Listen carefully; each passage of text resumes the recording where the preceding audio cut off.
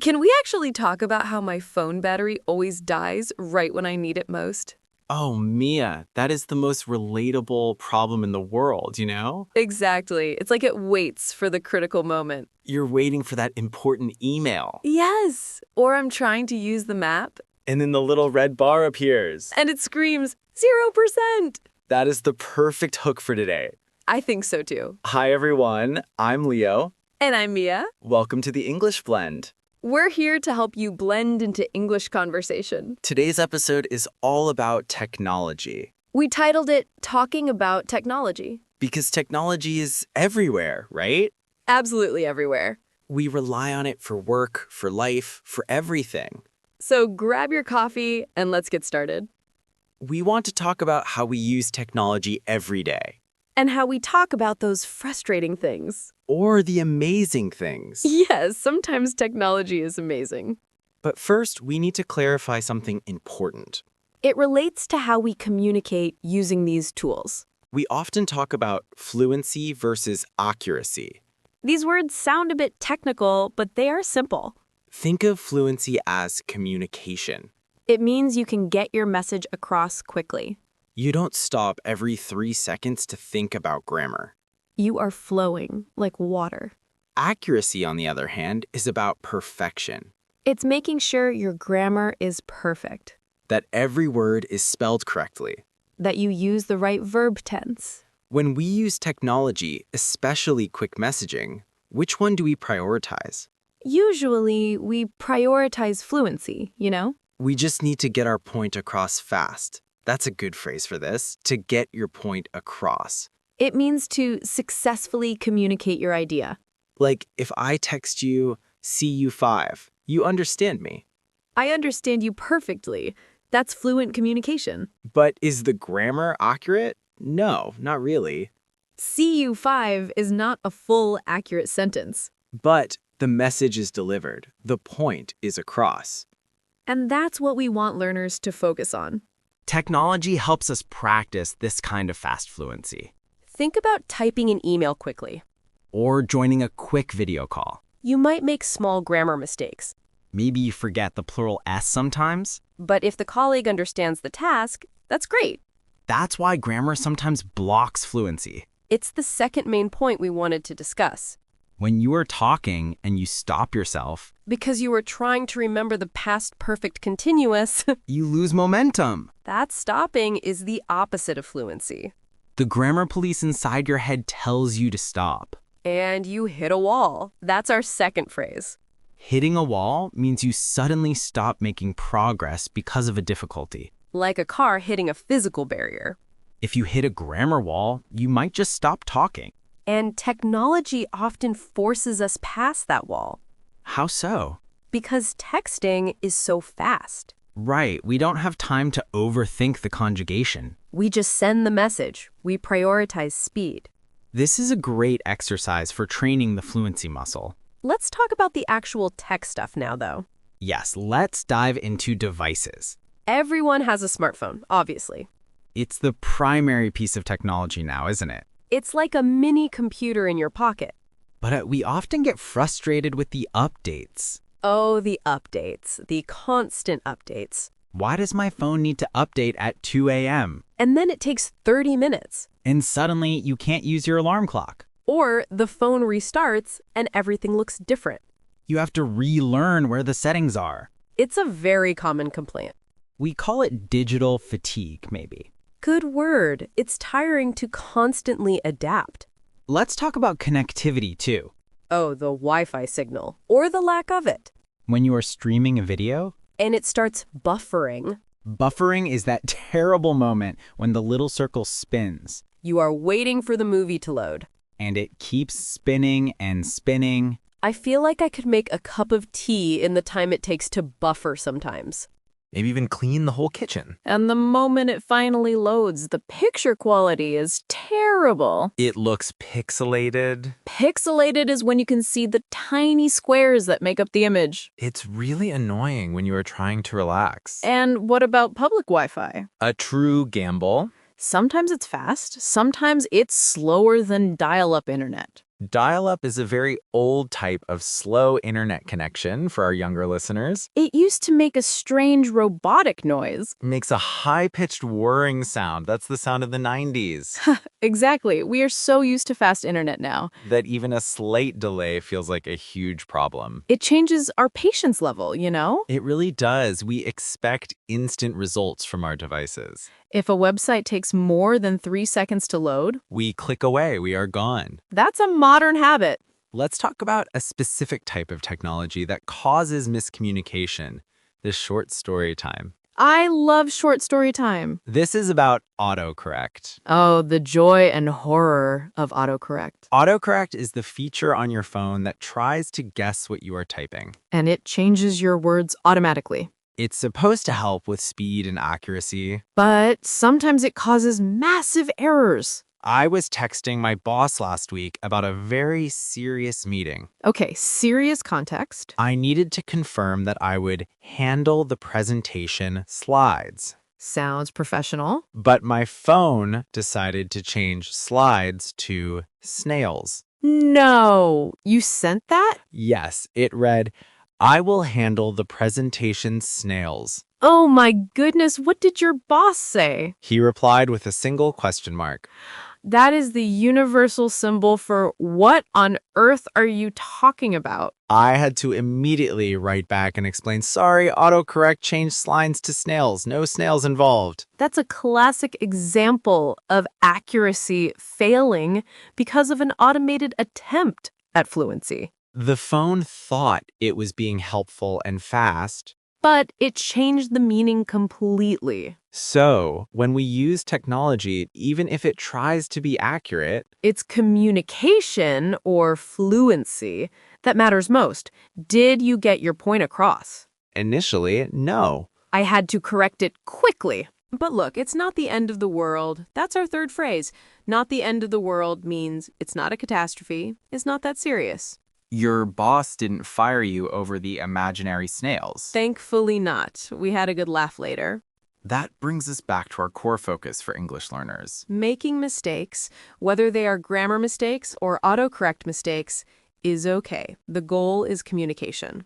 Don't let the fear of a small grammar mistake cause you to hit a wall and stop talking. Because even native speakers send texts about snails instead of slides sometimes. We all make mistakes, especially with technology. Let's think about other areas of tech we use daily. Apps. Apps. We live in an app world. An app is a small application, a little program on your phone. We have apps for everything. Banking, ordering food, learning languages. And sometimes the apps just don't work together, That is the worst when you click a link from one app. and it forces you into another app that you didn't want to open. It's an endless loop of app hopping. I spent 10 minutes yesterday just trying to figure out how to pay for my coffee using the cafe's new payment app. Did the app finally work? Eventually, yes, but it took 3 restarts. See, that is where we need to maintain our fluency in using the technology itself. Knowing how to troubleshoot. Troubleshooting means trying to solve a problem with a device or software, That requires a whole new set of vocabulary, too. like reboot, cache, logout, and sync. If your app is slow, you might need to clear the cache. The cache is where your phone stores temporary data. Clearing it usually helps speed things up. That's a good tech tip right there. Tip number 1, if your app is slow, try clearing the cache. Very practical. Let's discuss smart homes for a moment. That's big technology now. Oh, the smart speaker era. You can talk to your house. Hey, smart speaker, turn off the lights. Hey, smart speaker, play some classical music. It's amazing, but sometimes confusing. Especially when the smart speaker misunderstands your accent. Yes! If you are learning English and you try to command the speaker, And it plays the wrong song entirely. that can be frustrating, but it's actually great practice. The smart speaker forces you to be clear and articulate. It tests your pronunciation accuracy. If you say the command fluently, but the pronunciation... But look, it's not the end of the world. That's our third phrase. Not the end of the world means it's not a catastrophe. It's not that serious. Your boss didn't fire you over the imaginary snails. Thankfully not. We had a good laugh later. That brings us back to our core focus for English learners. Making mistakes, whether they are grammar mistakes or autocorrect mistakes, is okay. The goal is communication. Don't let the fear of a small grammar mistake cause you to hit a wall and stop talking. Because even native speakers send texts about snails instead of slides sometimes. We all make mistakes, especially with technology. Let's think about other areas of tech we use daily. Apps. Apps. We live in an app world. An app is a small application, a little program on your phone. We have apps for everything. Banking, ordering food, learning languages. And sometimes the apps just don't work together. That is the worst, when you click a link from one app. And it forces you into another app that you didn't want to open. It's an endless loop of app hopping. I spent 10 minutes yesterday just trying to figure out how to pay for my coffee using the cafe's new payment app. Did the app finally work? Eventually, yes, but it took 3 restarts. See, that is where we need to maintain our fluency in using the technology itself. Knowing how to troubleshoot. Troubleshooting means trying to solve a problem with a device or software, That requires a whole new set of vocabulary, too. like reboot, cache, log out, and sync. If your app is slow, you might need to clear the cache. The cache is where your phone stores temporary data. Clearing it usually helps speed things up. That's a good tech tip right there. Tip number 1, if your app is slow, try clearing the cache. Very practical. Let's discuss smart homes for a moment. That's big technology now. Oh, the smart speaker era. You can talk to your house. Hey, smart speaker, turn off the lights. Hey, smart speaker, play some classical music. It's amazing, but sometimes confusing. Especially when the smart speaker misunderstands your accent Yes! If you are learning English and you try to command the speaker, and it plays the wrong song entirely. that can be frustrating, but it's actually great practice. The smart speaker forces you to be clear and articulate. It tests your pronunciation accuracy. If you say the command fluently, but the pronunciation is slightly off, The technology might hit a wall in understanding you. So, while human communication prioritizes fluent meaning, Machine communication sometimes demands higher accuracy and sound. that's a fascinating difference. But remember, if the speaker plays heavy metal when you asked for a lullaby, It's not the end of the world. You can just try again. exactly, don't let the technology demotivate you. It's just a machine, not a human judge. Let's move on to some practical communication tips related to how we use technology for language practice. We promised 3 to 5 tips, and these are focused on boosting your English fluency using the tech you already have. Practical tip number 2, use the 3-second rule when speaking. This is a classic method. If you are speaking in English and you stop to think about a word, Try to find a way to keep going within 3 seconds. don't wait longer than that. If you wait longer than that, you are sacrificing fluency for potential accuracy. Just use a simpler word or use a filler phrase like or you know. Get your point across, even if it's messy. The more you force yourself to keep talking, the more fluent you become. The grammar will follow later with practice. Practical tip number 3, massive listening. This is easy with technology. We have podcasts like this one, YouTube videos, movies, and audiobooks. You can listen to English everywhere, all the time. Even when you are cleaning, walking, or commuting. You're exposing your brain to the natural rhythm of English.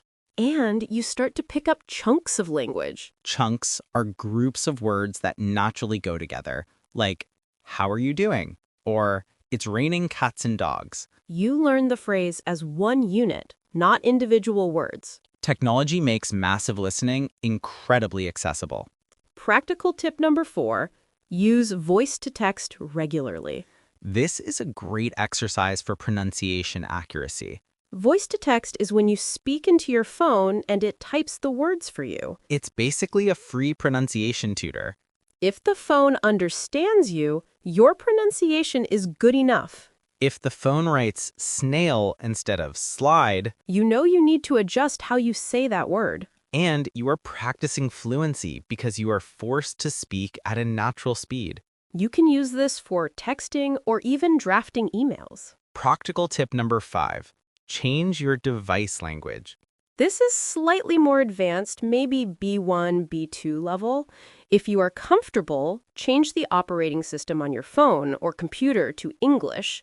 Everything, the settings, the apps, the notifications, will be in English. This forces you to interact with English vocabulary related to everyday tech life. You learn words like settings, notifications, data usage, and permissions. It's a complete immersion experience, thanks to technology. So, to summarize our practical tips, the 3-second rule, massive listening, voice-to-text practice, and changing your device language. All achievable with the technology in your hand right now.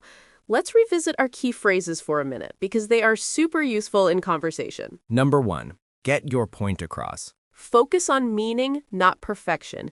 Try to communicate the idea. Example, I didn't use perfect grammar, but I got my point across in the meeting. Number 2, hit a wall. Stopping suddenly because of a major problem. Example, I was trying to code the website, but I hit a wall with the security features. Number 3, not the end of the world. It means calm down. It's not serious. You can fix it. Example, my laptop screen cracked, but it's not the end of the world. I can use an external monitor. These are phrases you hear native speakers use all the time, especially when talking about tech frustrations. Because tech breaks all the time. Yes, and sometimes we need that reminder. It's important to remember that technology itself is just a tool. A tool for communication. And effective communication is fluent communication. Don't let the fear of small mistakes or complicated technical terms stop you. You need to be fluent in using the technology and fluent in the language you use through it. If your connection is bad, if your phone is slow,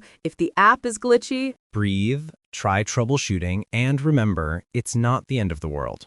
use the technology you have for massive listening and voice practice. That will boost your fluency way faster than spending hours studying abstract grammar rules. Focus on those language chunks. And practice the 3-second rule to avoid hitting a wall. That was a really helpful discussion, Leo. I think so too, Mia. We covered everything from streaming video woes to snail-based presentations. We showed everyone how to use everyday frustrations to enhance their English skills. Exactly. Remember, fluency is key. Keep practicing daily. We hope this episode helps you feel more confident about communicating using technology. Thank you for joining us today on The English Blend. That was a great talk. Yes, see you in the next episode of The English Blend.